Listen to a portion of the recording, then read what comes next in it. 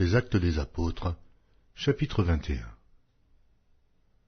Nous nous embarquâmes après nous être séparés d'eux, et nous allâmes directement à Cos, le lendemain à Rhodes, et de là à Patara. Et, ayant trouvé un navire qui faisait la traversée vers la Phénicie, nous montâmes et partîmes. Quand nous fûmes en vue de l'île de Chypre, nous la laissâmes à gauche, poursuivant notre route du côté de la Syrie, et nous abordâmes à Tyr, où le bâtiment devait décharger sa cargaison. Nous trouvâmes les disciples, et nous restâmes là 7 jours. Les disciples, poussés par l'Esprit, disaient à Paul de ne pas monter à Jérusalem. Mais lorsque nous fûmes au terme des 7 jours, nous nous acheminâmes pour partir, et tous nous accompagnèrent, avec leurs femmes et leurs enfants, jusque hors de la ville. Nous nous mîmes à genoux, sur le rivage, et nous priâmes. Puis, ayant pris congé les uns des autres, nous montâmes sur le navire, et ils retournèrent chez eux. Achevant notre navigation, nous allâmes de Tyr à Ptolémaïs, et nous saluâmes les frères, et passâmes un jour avec eux. Nous partîmes le lendemain, et nous arrivâmes à Césarée. Étant entrés dans la maison de Philippe l'évangéliste, qui était l'un des 7, nous logeâmes chez lui. Il avait 4 filles vierges qui prophétisaient.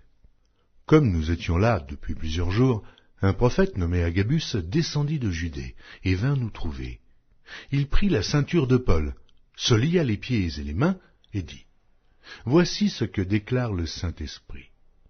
L'homme à qui appartient cette ceinture, les Juifs le lieront de la même manière à Jérusalem et le livreront entre les mains des païens. » Quand nous entendîmes cela, nous et ceux de l'endroit, nous priâmes Paul de ne pas monter à Jérusalem. Alors il répondit : « Que faites-vous en pleurant et en me brisant le cœur ? Je suis prêt non seulement à être lié, mais encore à mourir à Jérusalem, pour le nom du Seigneur Jésus. » Comme il ne se laissait pas persuader, nous n'insistâmes pas et nous dîmes : « Que la volonté du Seigneur se fasse. » En ces jours-là, nous fîmes nos préparatifs et nous montâmes à Jérusalem. Quelques disciples de Césarée vinrent aussi avec nous et nous conduisirent chez un nommé Mnason de l'île de Chypre, ancien disciple chez qui nous devions loger. Lorsque nous arrivâmes à Jérusalem, les frères nous reçurent avec joie. Le lendemain, Paul se rendit avec nous chez Jacques, et tous les anciens s'y réunirent. Après les avoir salués, il raconta en détail ce que Dieu avait fait au milieu des païens par son ministère. Quand ils l'eurent entendu, ils glorifièrent Dieu, puis ils lui dirent : « Tu vois, frère, combien de milliers de Juifs ont cru, et tous sont zélés pour la loi.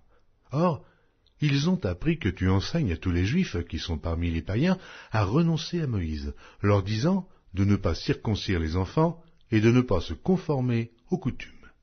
Que faire donc ? Sans aucun doute, la multitude se rassemblera, car on saura que tu es venu. C'est pourquoi, fais ce que nous allons te dire.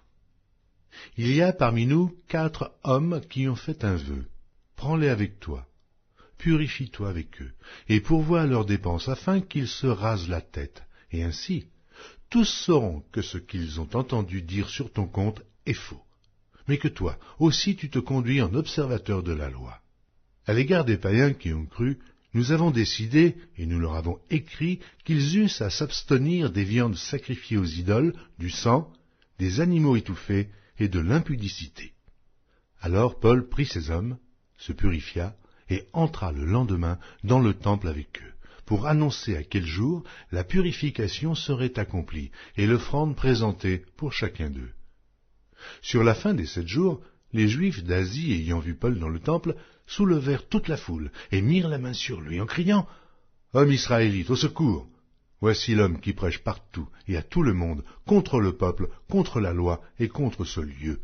Il a même introduit des Grecs dans le temple et a profané ce saint lieu. » Car ils avaient vu auparavant Trophime d'Éphèse avec lui dans la ville, et ils croyaient que Paul l'avait fait entrer dans le temple. Toute la ville fut émue, et le peuple accourut de toutes parts. Ils se saisirent de Paul et le traînèrent hors du temple, dont les portes furent aussitôt fermées. Comme il cherchait à le tuer, le bruit vint au tribun de la cohorte que tout Jérusalem était en confusion. À l'instant, il prit des soldats et des centeniers et courut à eux. Voyant le tribun et les soldats, il cessèrent de frapper Paul. Alors le tribun s'approcha, se saisit de lui et le fit lier de 2 chaînes, puis il demanda qui il était et ce qu'il avait fait. Mais dans la foule les uns criaient d'une manière, les autres d'une autre. Ne pouvant donc rien apprendre de certains à cause du tumulte, il ordonna de le mener dans la forteresse. Lorsque Paul fut sur les degrés, il dut être porté par les soldats, à cause de la violence de la foule, car la multitude du peuple suivait en criant « Fais-le mourir !» Au moment d'être introduit dans la forteresse, Paul dit au tribun « M'est-il permis de te dire quelque chose ?» Le tribun répondit « Tu sais le grec ? Tu n'es donc pas cet Égyptien qui s'est révolté dernièrement et qui a emmené dans le désert 4000 brigands ?»« Je suis juif, reprit Paul, de Tarse, en Cilicie, citoyen d'une ville qui n'est pas sans importance. Permets-moi, je te prie, de parler au peuple. » Le tribun, le lui ayant permis, Paul, debout sur les degrés, fit signe de la main au peuple. Un profond silence s'établit, et Paul, parlant en langue hébraïque, dit